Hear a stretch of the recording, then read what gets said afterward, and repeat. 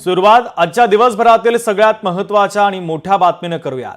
मराठा आंदोलनासंदर्भात आमरण उपोषण करणाऱ्या मनोज जरांगेंना मोठा विजय मिळालाय। पात्र मराठ्यांना कुणबी जात प्रमाणपत्र देण्यासह मराठा आरक्षणाच्या बहुतेक मागण्या देवेंद्र फडणवीस सरकारच्या मंत्रिमंडळ उपसमितीने मान्य केल्यात। मनोज जरांगेंनी विजयाची घोषणा केली। 5 दिवसानंतर त्यांनी आपलं उपोषण मागे घेतलं। मराठा आंदोलकांमध्ये आता जल्लोषाचं वातावरण आहे, तर राज्यभरातील मराठा आंदोलकांच्या वतीने देखील ठिकठिकाणी जल्लोष साजरा केला जातोय। तरी दृश्य देखील आपण पाहतोय। आरक्षणाच्या संदर्भातला निर्णय राज्य सरकारने घेतल्यानंतर GR हा जरांगे पाटील यांच्याकडे सुपूर्द करण्यात आला आणि त्यानंतर मात्र हा जल्लोष आपल्याला पाहायला मिळाला।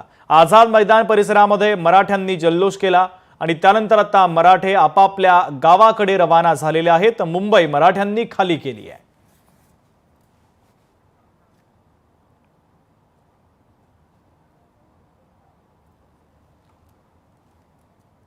तर सरकारकडून जरांगे पाटलांच्या मागण्या मान्य झालेल्या आहेत आणि त्यानंतर जरांगे पाटलांनी उपोषण सोडण्याचा निर्णय घेतला आहे।